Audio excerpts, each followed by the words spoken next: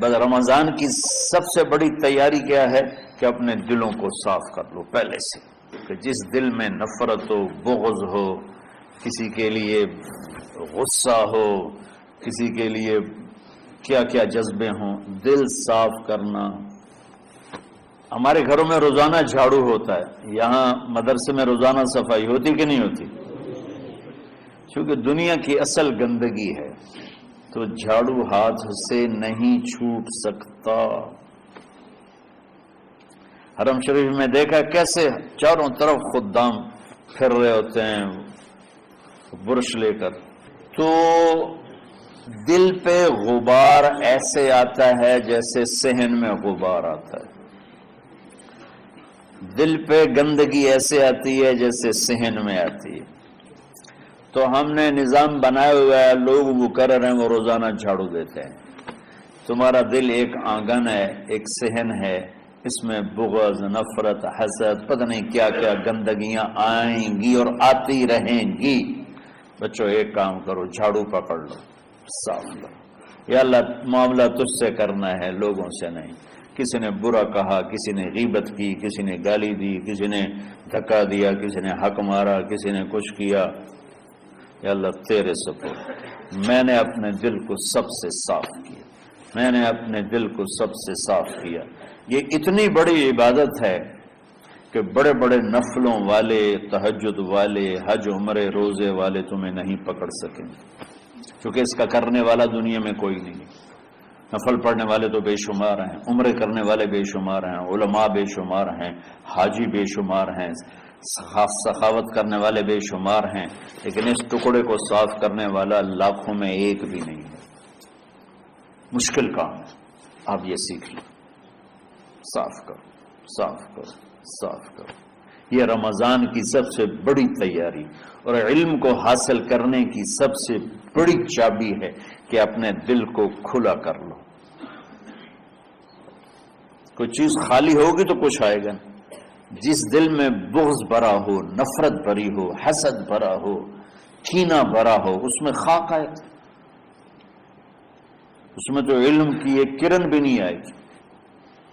زبان سے چاہے جتنے مرضی موتی بکھیرے، دل اس کا اندھا ہوگا۔ لا تعمل ابصار ولكن تعمل القلوب التي في الصدور۔ یہ آنکھوں سے اندھے نہیں، دل سے اندھے ہیں۔ تو بچوں اپنے دل کو صاف کرنا سیکھو۔ وہ کتنی مشہور حدیث ہے، آپ نے کہا اس دروازے سے ایک جنتی آ رہا ہے، تو ایک انصاری صحابی داخل ہوئے، جوتا ہاتھ میں، داڑھی میں وضو کا پانی۔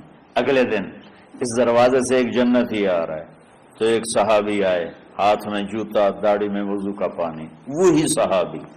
اگلے دن اس دروازے سے ایک جنتی آ رہا ہے، تو وہی صحابی 3 دن جنت کی بشارت لی۔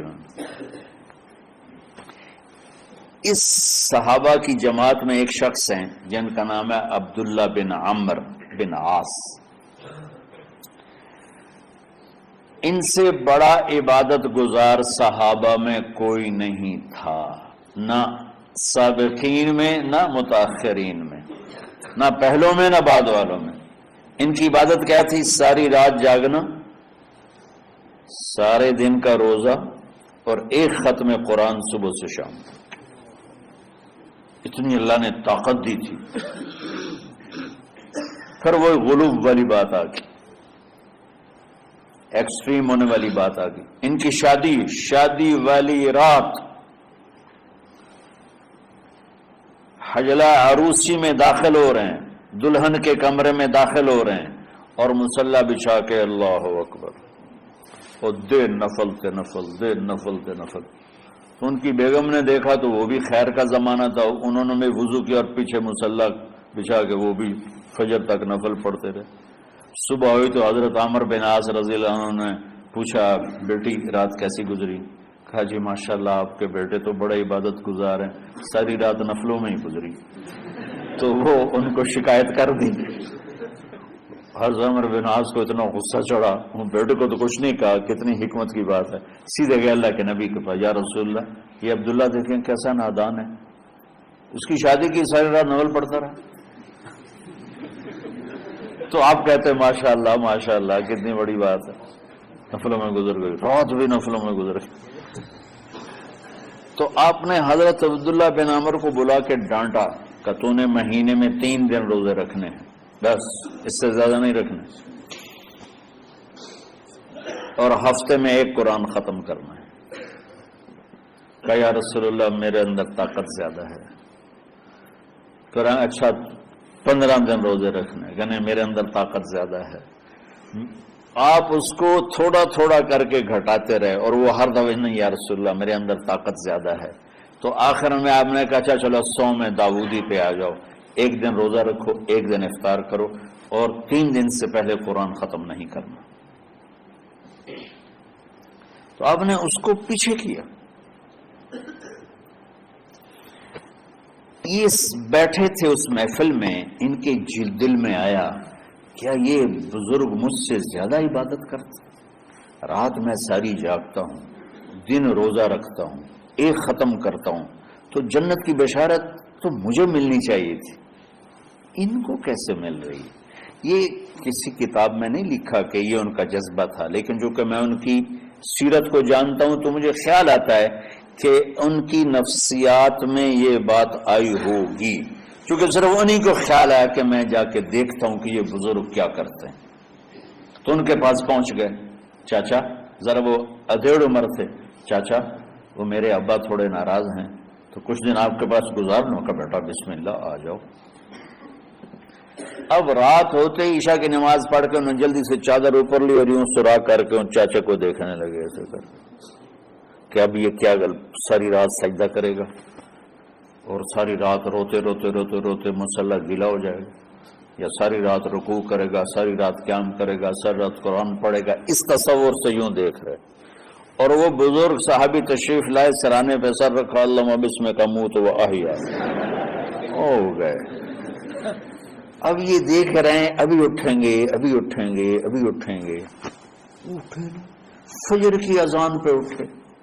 اب یہ تو حیران پریشان ہو گئے کہ یہ کیا؟ اس زمانے میں تو منافق تہجد نہیں چھوڑتے تھے ڈر کے مارے کہ پتہ نہ چل جائے ہمارے کفر کا، تو یہ چاچا جنت بھی لے گیا تو ستا بھی پیا کہ چلو کل دیکھوں گا۔ اگلی رات پھر چادر سر پہ کر کے یوں سوراخ کر کے لیٹے ہوئے اور دیکھ رہے، چاچا پھر تشریف لے اور سرانے پہ سر رکھا، اللہم بسمک اموت و احیا، ہو گئے۔ فجر کی اذان پہ اٹھے، یہ اور پریشان ہو گئے کہ میرا نبی کا فرمان تو سچا ہے، اس میں تو شک بھی کفر ہے، لیکن عمل کیا ہے جس پر اس کو جنت کی بشارت ملی؟ 2 رکعت نفل بھی نہیں۔ اور آج کے دور میں تم میں سے ماشاءاللہ اکثر بچے تہجد پڑھتے ہیں کہ 1 رات اور دیکھوں گا، تیسری رات اللہم بسمک اموت و احیا، ہو گئی ساری رات۔ تو تیسری رات پھٹ پڑے عبداللہ بن عمر، کہنے لگے چاچا میری ابا سے کوئی لڑائی نہیں تھی، 3 دن میں تیرے بارے میں سنتا رہا، جنتی جنتی جنتی، میں دیکھنے آیا تھا کہ آپ کیا کرتے ہیں، آپ تو کچھ بھی نہیں کرتے ہو، ساری رات سوتے رہتے، اب کیا کرتے ہو؟ میں نے کہا بیٹا یہی ہے جو تم نے دیکھا ہے۔ اب ان کو سمجھ میں نہیں آ رہا کہ یہ جوڑ کیسے بٹھاؤں، ادھر جنت کی بشارت، ادھر ساری رات خراٹے،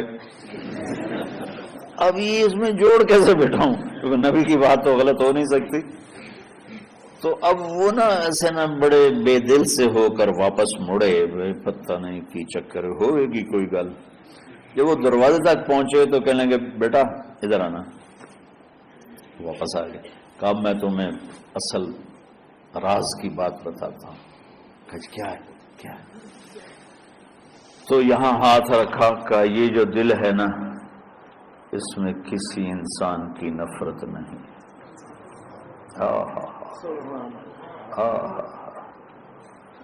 اور جب اللہ کسی کو رزق دیتا ہے، عزت دیتا ہے، مجھے کبھی حسد نہیں ہوا، مجھے خوشی ہوتی۔ تو عبداللہ بن عمر نے کہنا تھا ہاں یہ بات ہے، نہیں، ان کا ہاذا ہوا، اچھل کے کہنے لگے ہاذا ہوا، ہاں ہاں ہاں یہی ہے یہی ہے یہی ہے۔ پھر کہنے لگے چاچا پر یہ میرے بس کا نہیں ہے، کون کرے گا یہ؟ اتنے بڑے آدمی ہو کر کہہ رہے ہیں کہ یہ میرے بس کا نہیں۔ تو بچوں، دنیا میں جنتی بننا ہے اور علم اللہ سے لینا ہے تو اسے صاف کر دو، سب کی نفرت سے۔ سب، اس نے مجھے یہ کیوں کہا، اس نے مجھے یوں کیوں دیکھا، اس نے میرے بارے میں یوں کیوں کہا، اس نے میرے بارے میں یہ کیوں لکھا۔ جس کی تعریف ہوتی میری کتنی برائی ہوتی، صرف تعریف تو نہیں ہوتی، بھرا پڑا سوشل میڈیا مجھے گالیاں دیں۔ اللہ کے فضل سے میرے دل میں ایک ذرے کے برابر کبھی کوئی منفی جذبہ نہیں آیا، آئے تو میں دھو کے صاف کر دیتا ہوں، یا اللہ میں نے اپنے دل کو صاف کیا، میرا معاملہ تیرے ساتھ ہے، کسی کے ساتھ نہیں۔ یہ یاد، رمضان کی سب سے بڑی تیاری، علم کے حاصل کرنے کا سب سے بڑا ہتھیار آپ کو بس یہ نہیں ہے کہ تمہیں کتابیں یاد ہو جائیں، تمہیں اشعار یاد ہو جائیں۔ تو ساری امت سے کہتا ہوں رمضان کا استقبال کرو، دلوں کو صاف کر کے، نفرتوں کو مٹا کے، مذہبی نفرت، دنیاوی نفرت، رشتوں کی نفرت، بول چال کی نفرت، سیاست کی نفرت، لین دین کی نفرت، ان سب سے اپنے دل کو صاف کرو تاکہ رمضان میں اللہ نے علم اتارا، اللہ تعالیٰ آپ کو علم عطا فرمائے، اور باقی لوگ جو عام دنیا میں زندگی گزار رہے ہیں ان کے دلوں میں اللہ رمضان کا نور اتارے اور اپنے اور ہدایت کا نور اتارے۔